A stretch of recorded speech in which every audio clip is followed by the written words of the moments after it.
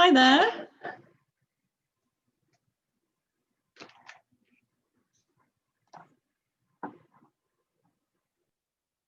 Hello, anybody there?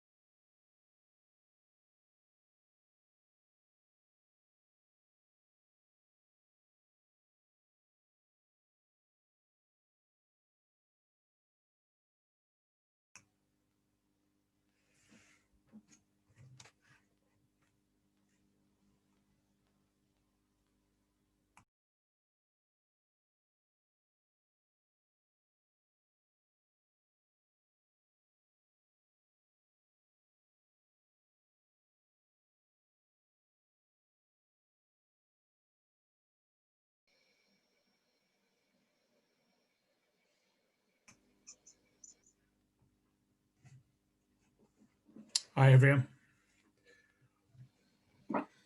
Hi, Glenn. Hi, Ben. How's it going? Yeah, not so bad. How are you? Yeah, not too bad. Yeah, my first weekend? proper day back at work. So. Oh, right, yeah. Right, okay, you're all there, so I can leave. I wasn't planning to be here, but it's all been a bit of a sort of panic this afternoon trying to get everything set up. So I thought maybe it wouldn't work, but it looks as if it has, so I'm going to go away. Right. And you'll notice that it is actually recording. Mm-hmm. So if anybody wants to catch up later, that should be all right. And I think we've all got a share screen option because I'm seeing it anyway. So hopefully you'll be able to do anything you want. So fingers crossed. Thank you very much. All right, over to you then. Thanks very much, Valerie. Cheers. That's no problem. I'm going to leave now. Yeah. Have a good chat. Bye. Bye. Bye.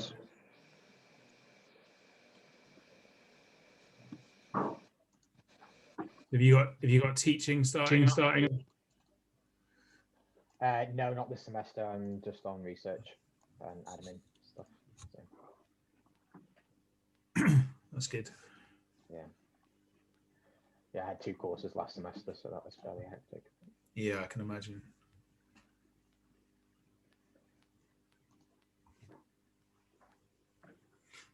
Do you have to do any teaching yourself? Or is it no. I mean, I do a little bit, but not. Yeah. It's kind of voluntary, really. So it's very different to running a course. Yeah.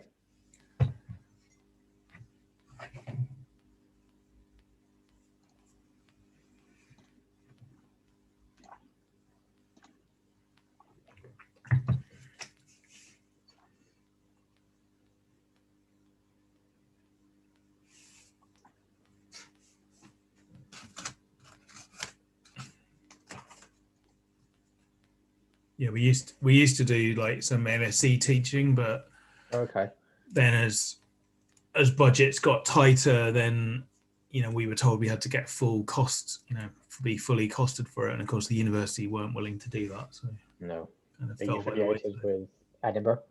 Yeah.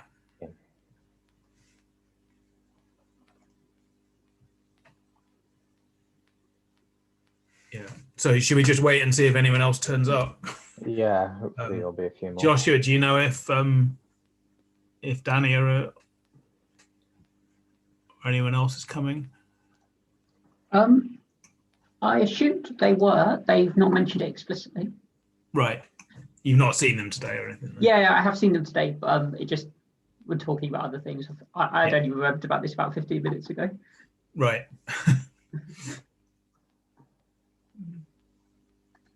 Because I mean, I guess I think it's you guys we need to talk to. I think about whether or not we, because I mean the original plan I think was, or the current sort of version of the document says that there's two sections, one on kind of I mean, in my mind at least, the two sections are, what 3 is kind of like challenges with real data, essentially, and kind of goes through various issues that arise because the data, because of problems with the data and the fact that you get different sorts of data over time. And then section 3 is kind of more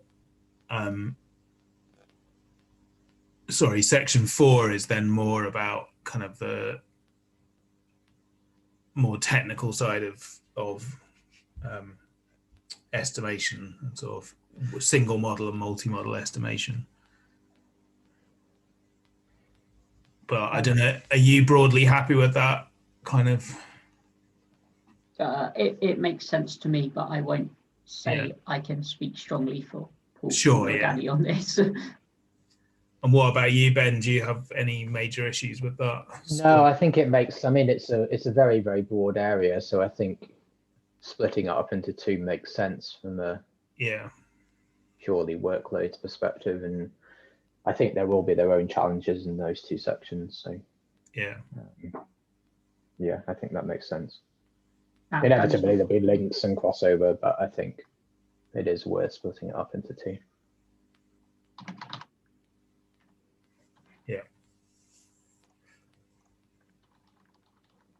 Yeah, they'll be along. They couldn't find a link. I'm just going to send it to them.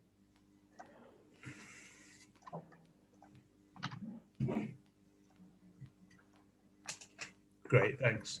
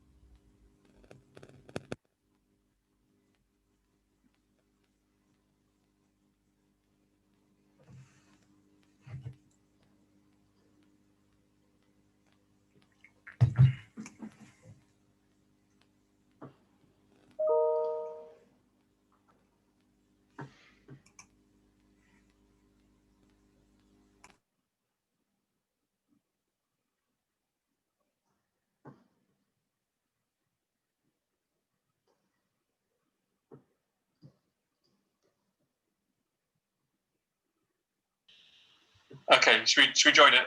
Yeah, I am here. Okay. I'll see you there. Bye. Bye. Hey, Daddy. Sorry, guys. We were discussing about a few things, and then we were a bit late. No problem. Josh. Hi, Danny. And I also have a copy of the thing.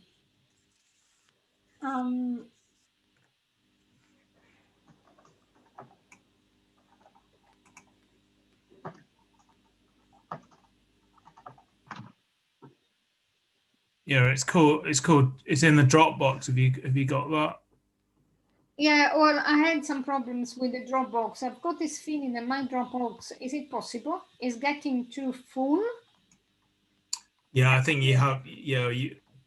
It's kicking me out. But Paul sent me the Word thing, I think.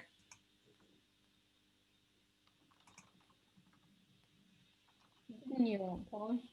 Yes. No.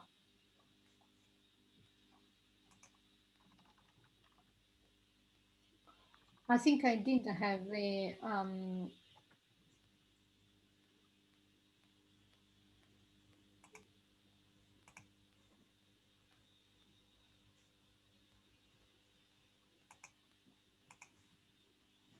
I'm sorry. I think you might have to share with me the Word document again because I can't find it.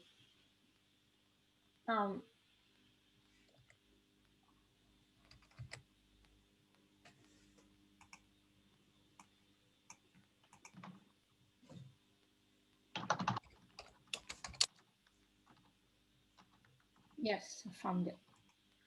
As it was last time, though. It's not the latest version, probably. If someone has made any changes, I haven't seen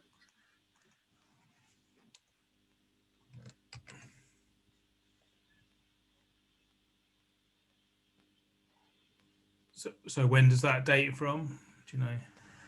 It was from last time that we met. Okay, right.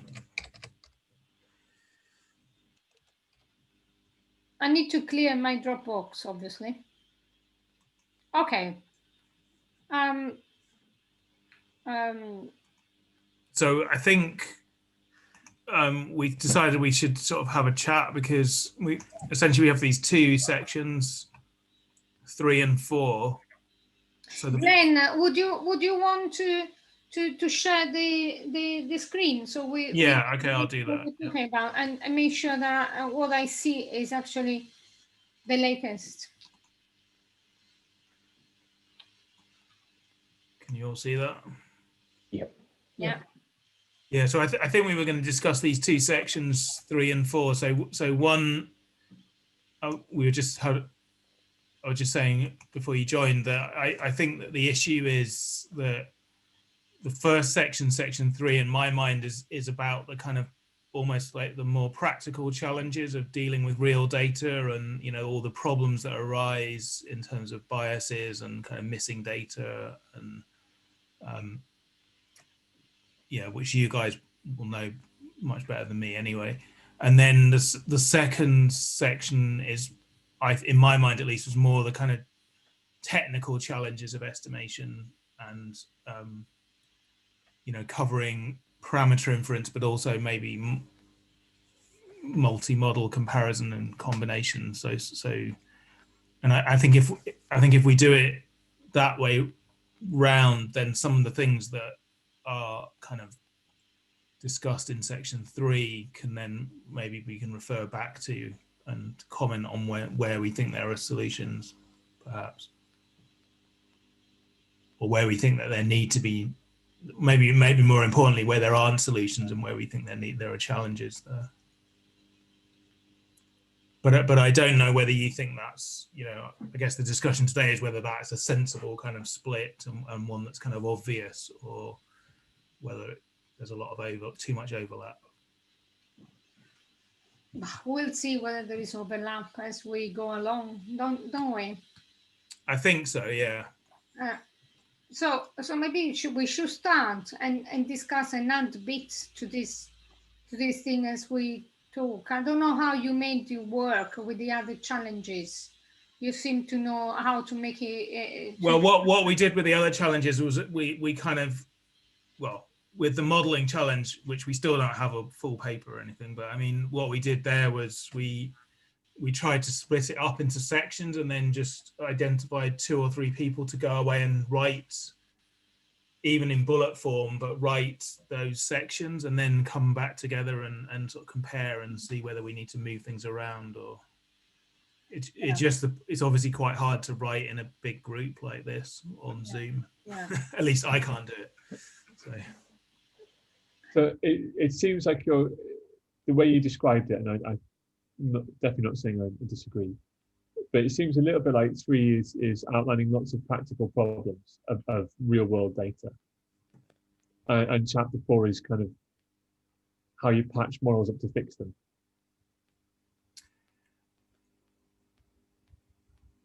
Is that kind of a crude summary or? Yeah, that's, so I suppose the question is, so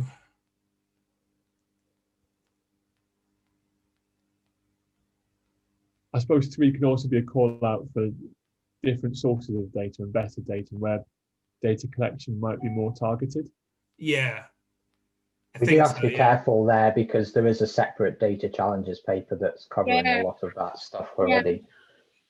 Actually, I've been asked to have a look at it, and I haven't had the time to do it because apparently not only there is a data challenge in the Isaac Newton, but there is also a data challenge document from Delft. Yeah. Yeah. So there might be an overlap there. So they asked me to look at those, but you can imagine it's just I haven't had the time to do it. Yeah. Have you two been involved with the other Isaac Newton data challenges thing? Do you know what's in there? It's still very early. We've only had a couple of meetings on that one so far, so it's still very early days. They have shared the Delft paper as a kind of way of starting the conversation, but we've also had similar discussions in the modeling paper where we've kind of written stuff and then felt that it was more appropriate for the data paper and copied that across. So yeah, I mean, Dennis's advice so far has been that if we think it maybe should go here, we put it in, and then him and Valerie might take an editorial decision to say maybe it needs to be combined with the data paper or not. Okay, I'll have a look at it, and Josh, I can send you what I have. So maybe we can have a look at it together if you want. Okay. I mean, also I'd say that at the moment the data paper is taking quite a kind of, at least my impression, as Ben says, it's not already written yet, but my impression is that it's kind of taking quite a kind of almost more strategic view of some of these issues. So it's talking a lot about privacy issues and what have you. And I'm not sure to what extent it's going to get into the nitty gritty of what actually is there. Yeah. Yeah. Okay, so it looks as if there is a first part, which is about I don't know. There is an introduction. We had a bit of a discussion. Yeah, the other day it was quite philosophical discussion, according to me. So background and assessment of where we are in terms of methodologies for uncertainty, quantification, estimation, model-based inference, and expert elicitation and their application to COVID so far. Yeah. So. Okay, I suppose we can write that at the end. And principle of uncertainty quantification. I'm a bit worried about this manifesto thing, but I suppose... well, that was me putting words in their mouth, maybe. But I mean, I think I guess the point is that they could. I don't know if you're going to be involved in that, Ben, but Peter Challoner and Michael Goldstein are going. I think they're going to go away and write something. They've got a fairly clear idea. I thought what's his name? TJ would be a good person to be in there because he's got the overview of both areas. He knows and he understands what is needed. We had a few conversations in the last months. Okay. He knows what we will be putting in the data challenge or the estimation challenge, and I think in fact we should. He's there as well. Yeah. Yeah, I did mention him for section 4 and 5, 4 rather, and possibly 3. Yeah, I would put him in 3 as well because he's the kind of person is actually common everywhere, and possibly he'll probably keep at bay a little bit the more extreme and for philosophical views of principle or section 2. And they will be able to link better than any of us with what comes next. So you're thinking he should go in section 2 as well? Is that what you're saying? I think so. Yeah. Absolutely. Just volunteering for a lot of work, Dennis. Yeah, I know. No, but not so much for the work, but for overviewing what other people are writing better than we do anyway. So take more keep an eye. Because he will know what comes next and why we're talking about uncertainty rather than perhaps going off a little bit more theoretical stand. Do you understand? Or Yeah, I know what you mean. Yeah, no, I think that's okay. So given that we've got data science for quantify uncertainty in the pandemic and the challenge of estimation, what do we want to, how do we want to split these two, and what do we want to say? Data challenge for quantifying the uncertainty in the pandemic. Sorry for coming late to the conversation, but the principles of uncertainty quantification section, does that make sense where it is in the chapter? Well, so I mean, maybe not, but my thinking was that the idea was that we would kind of, you know, that section is kind of laying out what the, you know, almost like the ideal scenario is, at least from a certain point of view. And then the next section, section 3, is kind of saying, well, okay, that, you know, well, that's fine, but have you tried to do it, kind of thing.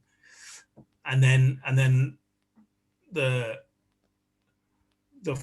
fourth section is kind of maybe given what we just said is kind of like saying, okay, well, here are some ideas about how you can meet those challenges, and or how far, you know, yeah, what some of the more technical issues might be. I agree with you that it's not entirely clear to me how much overlap there is going to be between these two sections.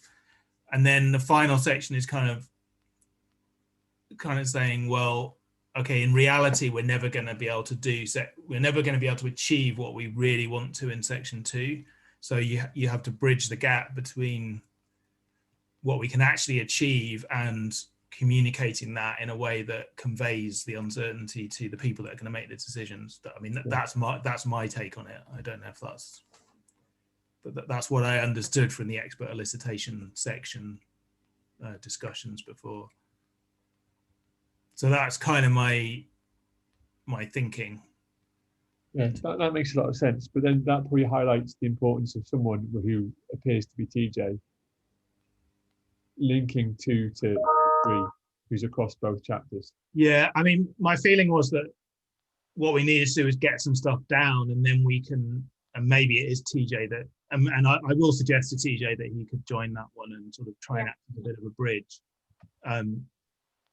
But I think the idea was that it's going to, so, you know, I suspect what's going to happen is we're going to go away and write these sections, and then we're going to have to try and put them together in some way. And at that point, we might have to, you know, ensure that there is, you know, that's when you put these links in, because we're not going to write polished sections, I don't think, immediately. We're just going to try and do some rough drafts. Also, if you're having issues getting in touch with TJ, I'm sure I'll be happy to, but I'm also quite happy to be involved in the UQ section as well. Yeah, I mean, that would be quite handy. I'm working with Peter at the moment on, so we're working on the separate tutorial paper at the moment for that. So there is some link when we talk about data challenges for quantify uncertainty in epidemic, this is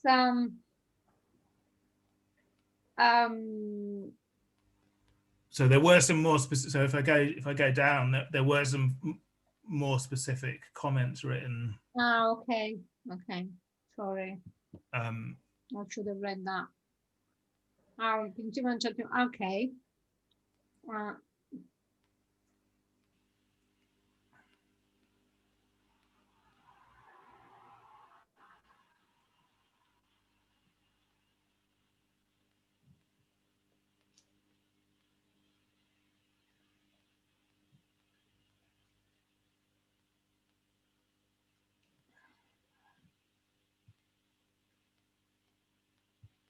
Just say when you want to move it down a bit.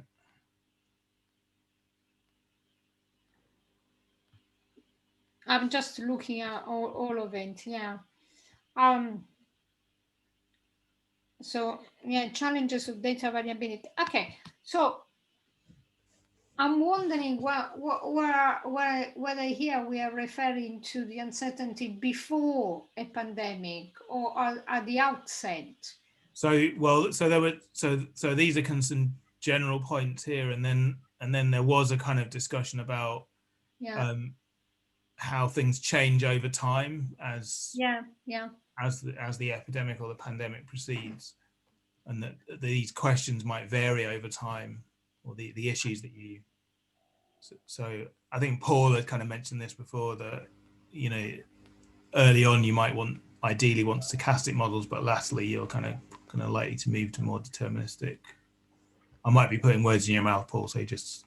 No, I'll second that. That's fine. Yeah.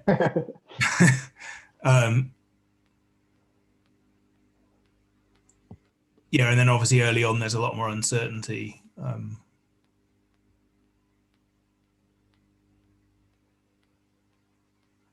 So I mean, one way to sort of start this at least would be to sort of almost. Okay, so let me just tell you our experience. So we were involved in H1N1 pandemic, okay, and which was an influenza pandemic. And since then, for the last 10 years, we've been meeting at least twice a year, sort of trying to kind of catch up with anything that might be accumulating, any evidence which might be accumulated, which might be relevant to the modeling of to the monitoring in the first place of an eventual pandemic of influenza. So, for instance, after the H1N1, people wrote using the data retrospectively. They wrote papers about severity. They wrote paper about all sorts of other aspects, and at the same time they develop model methodologies, estimation methodologies, everything geared to what looked like a pandemic of influenza. And the parameters like the incubation time, the serial interval, all those things, were somehow estimating badly and then better afterwards. So this evidence, or for instance, the time they would take to an epidemic which was developing in other parts of the world, give studies of how long it would take to import a serious epidemic, all this kind of stuff. We were even talking about absenteeism and how absenteeism from work and you name it. All of this in the preparation of an eventual pandemic of influenza, because then if this was going to happen, then we would know about parameters, we would know a little bit more about all of this. As it happened when we arrived in last year, this time, this wasn't a pandemic of influenza. This was not anything that we could use the accumulated knowledge over time. Okay, qualitatively, some of the things could be used, like the time they would take to arrive or things like that, because obviously that was based on connections and things like that. But all the sort of parameters and all the things which were more relevant to the influenza were not relevant anymore. And all of a sudden we were faced with understanding, using some sort of quite ad hoc initial guesses at things, using data that or information was coming from China, which was totally unclear, and they were not sharing the data.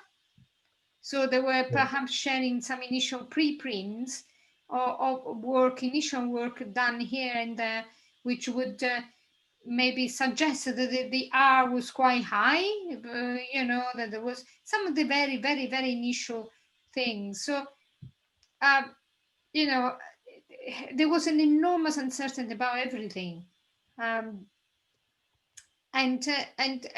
this is when you tell me data challenges of quantifying and uncertainty in the pandemic. Obviously, I think about that stage, and the kind of off the wall kind of assumption that perhaps we were making, and then slowly the evidence was coming, still uncertain, and then the data on the cases were coming, and then we were understanding. So I don't know how we can So I see the data challenge of quantify uncertainty at different stages, as is written in the specific challenges posed by the change in nature and quantity of data over the course of a pandemic, changes over time.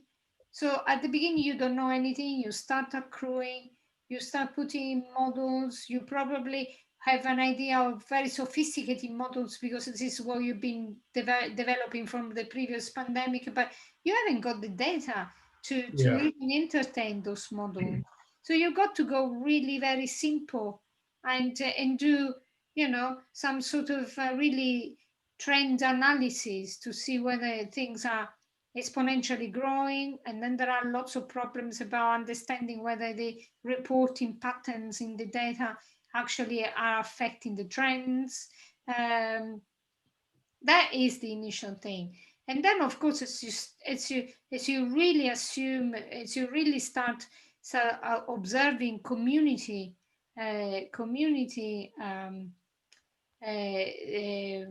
transmission, that perhaps more models and more things can be entertained.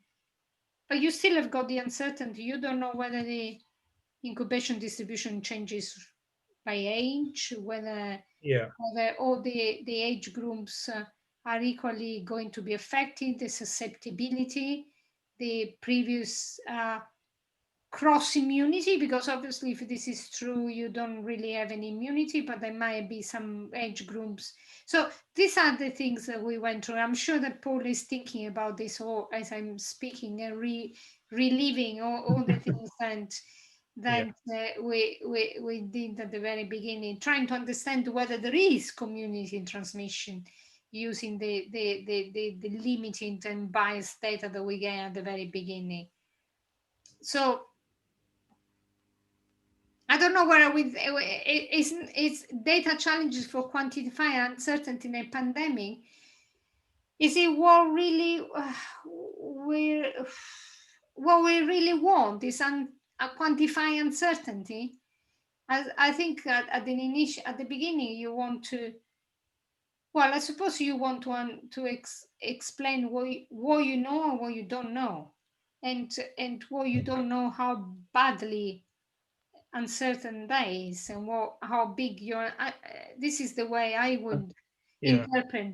But I think that could be quite, you know, quite powerful in the context, you know, supposing that we have this previous section where, you know, we outline what you would kind of in an ideal world like to do, and then here you're saying, well, when you confront that idea of reality, then you have to make all these compromises, and you know there's all these issues. I think one thing is Dan and I have encountered various sort of modelling groups and model building efforts that they look really impressive and really clever, but by the time they're going to get realistic inferences or get the level of detail in the models that they need, it's going to be everyone's going to be vaccinated, and they're going to deliver a spectacular product, but slightly, you know, after the event. Yeah. But there are kind of two issues there. I mean, there are two issues there, aren't there? One is, one is obviously what happened this time, and then there's the other thing about, okay, this is what happened this time. This is what we want to learn from it, and potentially in future we could do something much better. I mean, even in terms of the way, I mean, this maybe relates more to the data paper, but you know, presumably there are lessons that could be learned in terms of how the data was collected, and you're looking skeptical, Danny, but I mean, you know. Well, just for instance, just to give you an idea, after the H1N1 pandemic, at least in England, and they design all sort of surveillance systems which should have produced, and you know, they secure all the content to make sure that the data would flow rapidly, and you know, and then and one of the major source of information would have been the GP consultations, so people going to the GP, and this time they told the people not to go to the GP. So all the efforts and the planning that had been, you know, put into that, just those data never materialized. So I don't know what I'm saying here, but there was no data to do some of the things that we thought we would be doing in the event of a pandemic. So, but working with the layout of the paper as it is, if we have this sort of, for want of a better word, manifesto chapter, we could then say, well, if you want to be able to carry out this kind of level of detailed analysis that's principled and robust, then actually you're going to have these things in place before any pandemic occurs. And these things have to be robust if possible to the pathogen that emerges, to, how the reporting system might change or, might be available to provide information. Yeah. And ideally software would exist to implement every aspect. So maybe I'm just coming around to the way of thinking that you were already at some time ago, Ben. I think it incorporates what Danny says in terms of realistically we've had this experience. I mean, I think it's what I think. So I think you can, I think it's definitely worth putting in that, given the H1N1 experience, you might have expected that we'd be in a better position, and almost certainly whatever happens next time, we won't be as well prepared as we would like to be. That's true, but we would kind of hope, I suppose the point of the series is to try and make sure that we're in a slightly better position at least, or at least we have the opportunity to line up things better than they were this time. But inevitably stuff will go wrong. That's definitely true. It's kind of like, it's that line about, plans are useless, but planning is useful, kind of thing. Yeah. Okay. Well, there's also a question about the scope, right? Sorry, go on, Josh. There's a question about the scope as well, because like Danny and Paul was talking about the stuff that was set up in the UK after H1N1, but the data was coming out of China. So even if the UK's systems had worked perfectly, then that wouldn't have solved the issue of having to estimate things that are going on in another country. Yeah. And I guess unless you're the focus of the pandemic, then that's always going to happen, isn't it? It's always going to arise somewhere, and you're going to have to deal with stuff early on, which is very uncertain, very poorly described, or likely to be. But again, one thing that Dennis keeps emphasizing is that we should be trying to take a more international approach. So you might also at least point to the things that would be good to have had. Yeah, it was unfortunate, particularly unfortunate that it started in China, where there is not this openness. Yeah. Because clearly, if they had shared the data, different people might have come up with something. They would have been a bit more. I wouldn't call it competition, because it wasn't a competition, but there would have been opportunity for people to do work more quickly or more openly, and to understand lots of things maybe more rapidly. But on the other hand, But on the other hand, China has a massive state infrastructure that they could throw behind collecting data, and they have some science there. Well, you can imagine if it started in a much poorer country, then the data could have been even worse. I suppose the Ebola is another example of that, where it was shambolic. I know, but they didn't share this data, the Chinese. Yeah, but you could imagine different countries have different issues around you're right. around data collection and whatever. Yeah.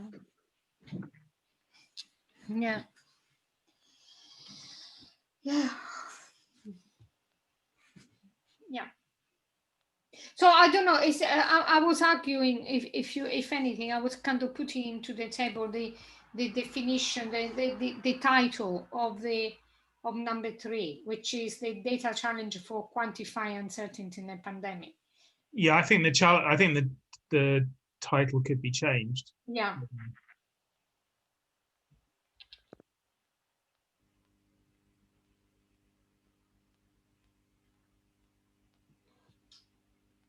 So what would you suggest? Something like difficulties in quantifying? I don't know. I don't want to suggest anything immediately because I might be wrong, but something more about not quite the quantification of uncertainty, but the data challenges to, well, to understand what can be understood and to, well, I don't know whether uncertainty, quantifying uncertainty is the right thing, but I mean, so the phrase quantifying uncertainty, it seems to me that it means different things to different people anyway. Yeah. I mean, there obviously is the whole uncertainty quantification sort of community who have got, in my mind at least, have got a fairly specific idea what they mean by it. But to some extent, I use it interchangeably with estimation, which might be wrong. But you know, I don't think there's a universal agreement about what that means. But yeah, maybe we need to define it in this paper so that we're clear. But or like you say, maybe we just don't use that phrase in this section. Yeah, well, don't worry about it. I wouldn't worry at this stage about changing in any meaningful way. But it looks to me that this section it actually cover the whole problem about how do you go about gathering information, evidence, how you're going to put together, how you're going to understand what's going on. Yeah.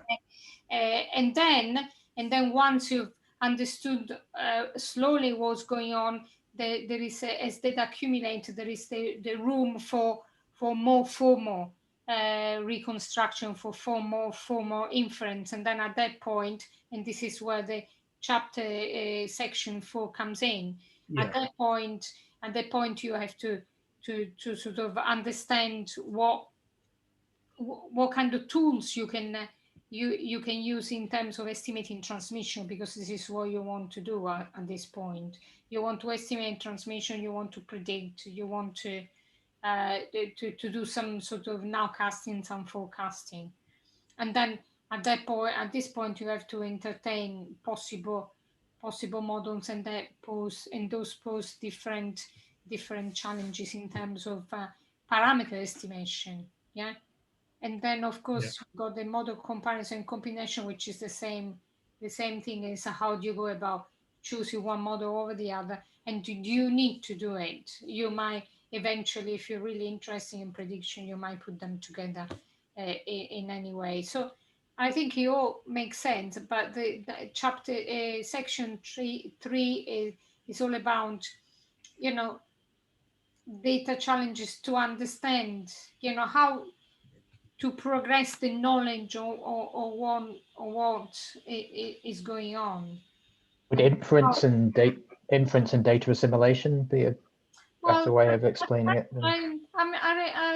Ben, I wouldn't even change at this point. I think let's get the content, and then according to the content, we can agree a title, I think.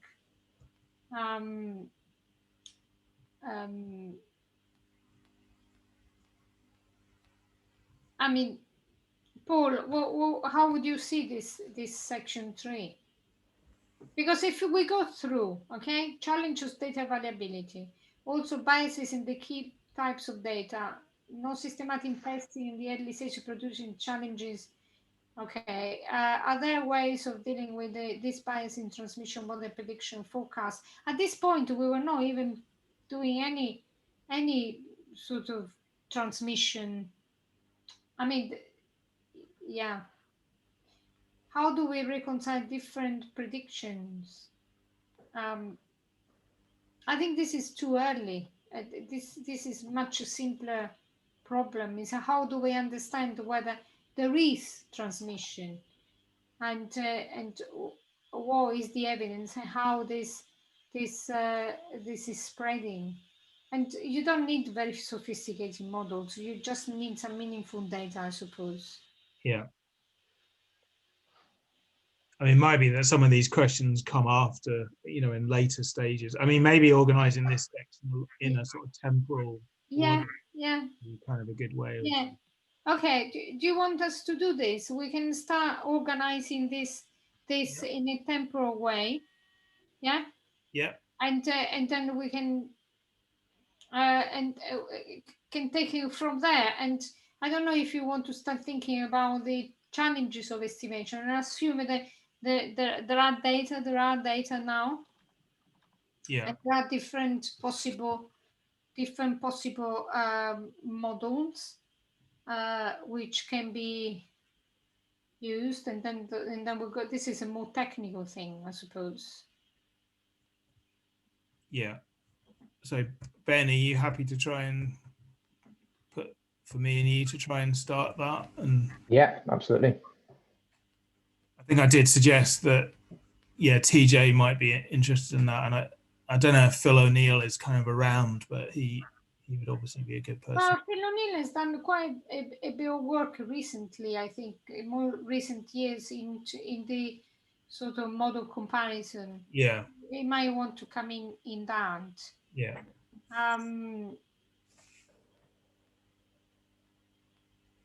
Yeah.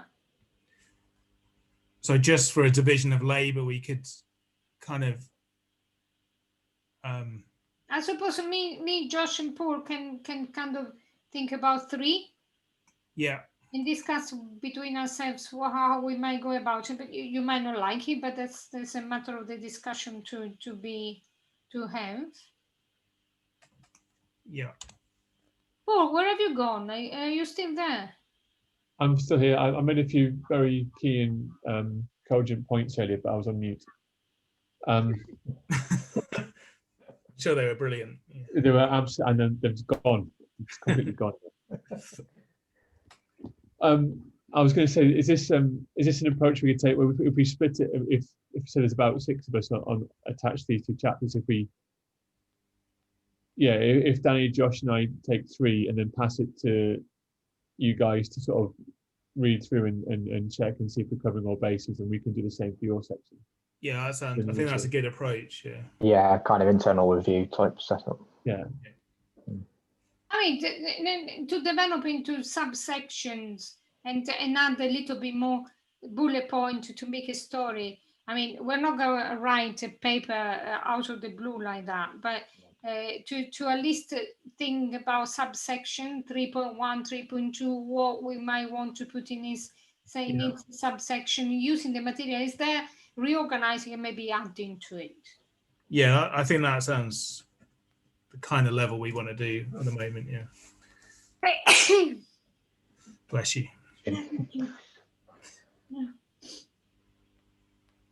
Yeah. Okay. Okay, so should we leave it there and see how we get on? I mean, yeah. Do you want to just try and meet at the same time next week? Or? Yeah, put another one on Monday. Yes. And but there is a discussion on Thursday, but it's not quite clear whether we get there. Well, if we have the opportunity to do some work before Thursday, then we can send. Yeah. I need to sort out this business about accessing the thing. What about? Okay.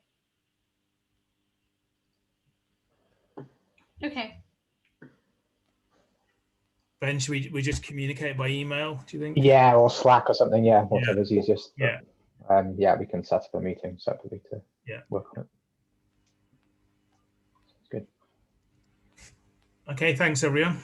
No, thank you. Thanks to you. Who is JP? Jasmina, but I'm not sure whether she didn't. I think I told her about this meeting, but. All right, don't worry. Fine. We'll know where to find her. Yeah. Okay. Bye for now. Okay. Bye. Yeah, good to see you all. Danny, do you have 5 minutes now? Yes, not please. Yeah. Yes, please. Yes, please. Yeah, thanks. Shall we continue this? I don't know. Maybe. Oh, this is being recorded for the Isaac Newton. No. Then let's go on to yes. Okay. Bye. It's being recorded.